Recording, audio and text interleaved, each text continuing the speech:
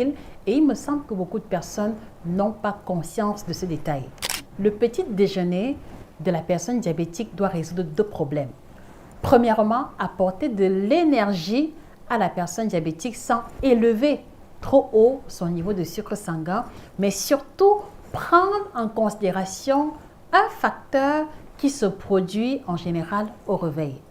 Et le facteur en question, c'est l'insulinorésistance naturelle que l'on va observer de façon générale chez tout individu.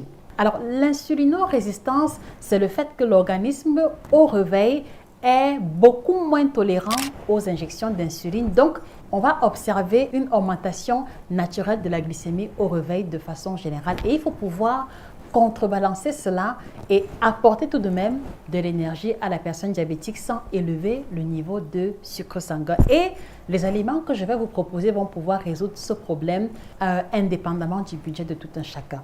Donc, vous comprenez très bien qu'il n'est pas question pour une personne diabétique de sauter le petit déjeuner juste parce qu'il a peur d'élever son niveau de sucre sanguin. Non, surtout qu'au réveil, on va aussi expérimenter la sécrétion du cortisol, qui est une hormone qui a tendance à retirer le sucre des cellules pour la déverser dans la circulation sanguine et qui aura également tendance à conduire la glycémie à des valeurs un peu plus élevées. Donc, le premier élément que je voudrais vous encourager à proposer aux personnes diabétiques, c'est ce qu'on va appeler les fruits oléagineux. C'est tellement intéressant parce que, premièrement, ceci va garantir une élévation très faible du niveau de sucre sanguin. En second lieu, il va pouvoir apporter la satiété véritable aux personnes diabétiques dont elles vont pouvoir se sentir rassasiées. Et en troisième lieu, ces aliments-là sont extrêmement denses en nutriments. Ils vont apporter des vitamines, des sels minéraux et des antioxydants qui sont des classes alimentaires importantes pour les personnes diabétiques. Alors, par fruits oléagineux tropicaux, bien évidemment, j'entends ici l'avocat. Donc, vous pouvez mettre l'accent sur l'avocat en remplacement du beurre de table, de la margarine et de tous les corps gras bruts que vous utilisez habituellement.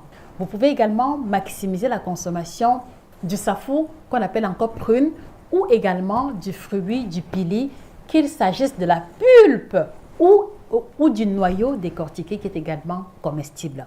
Donc voilà déjà d'entrée de jeu les quelques groupes d'aliments oléagineux que je vais proposer. Maintenant, par extension, on pourra rajouter à cela les graines de courge qui peuvent être le mets de pistache pour ceux dont le budget le permet ou simplement du mets d'arachide dans lequel on n'aura pas rajouté de sucre à l'intérieur. Évidemment, on va faire attention aux quantités parce que c'est des aliments très caloriques, mais l'idée ici est de se dire que ce sont des groupes alimentaires pour lesquels vous pouvez manger une portion intéressante sans risquer l'élévation brutale du niveau de sucre sanguin.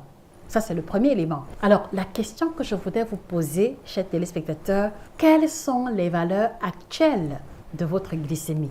La question est subtile parce que cela suppose que si vous n'avez pas connaissance de votre glycémie, c'est également une interpellation indirecte pour vous encourager à checker votre niveau de sucre sanguin. Dans la mesure où, lorsqu'on diagnostique le diabète à un stade avancé, il est difficile de réparer les dégâts collatéraux qui peuvent entraîner la cécité, les plaies qui ne guérissent pas et même quelquefois des amputations dans des cas graves.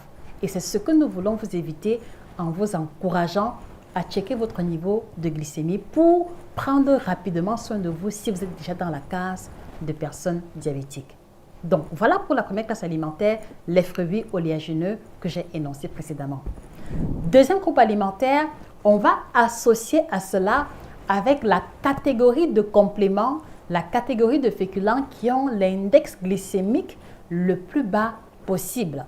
Donc, par conséquent, on va mettre l'accent sur tout ce qui va être complément en tubécule. Par exemple, le maillot cuit vapeur à la place du chikwang, à la place du bobolo, à la place du myondo, à la place du placali. Parce que vous voyez bien que ces versions pâteuses auront tendance à créer une élévation rapide du niveau de sucre sanguin. Donc, on privilégiera le maillot vapeur cuit en tubécule.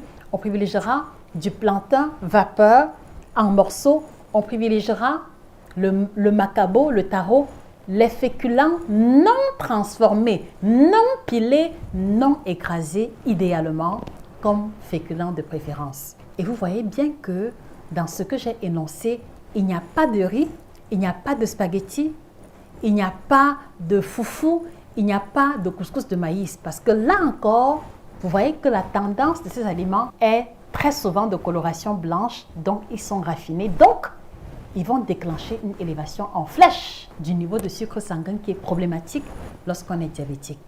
Par contre, en mangeant un petit morceau de manioc, vous allez observer, certes, une production de glucose, mais elle se fera lentement, elle se fera progressivement parce que elle contient des fibres qui vont ralentir l'élévation du niveau de sucre sanguin. Et voilà donc comment est-ce qu'on va assister à une glycémie qui reste stable dans le temps. En espérant que ce concept scientifique n'est pas trop compliqué pour vous, j'espère sincèrement que vous comprenez de façon subtile ce qui se joue ici sur le choix des groupes alimentaires des personnes diabétiques. Et je voudrais également souligner que les informations que je vous partage sont tirées de ce chef-d'œuvre intitulé « Le guide nutritionnel du diabétique » qui vous indique de façon détaillée quels sont les aliments à privilégier, à modérer, à consommer à volonté et ainsi que les plantes qui vont comme ça aider les personnes diabétiques à diminuer naturellement leur glycémie. Sans compter bien sûr les recettes de plats froids et de plats chauds que vous retrouverez également dans ce guide exceptionnel.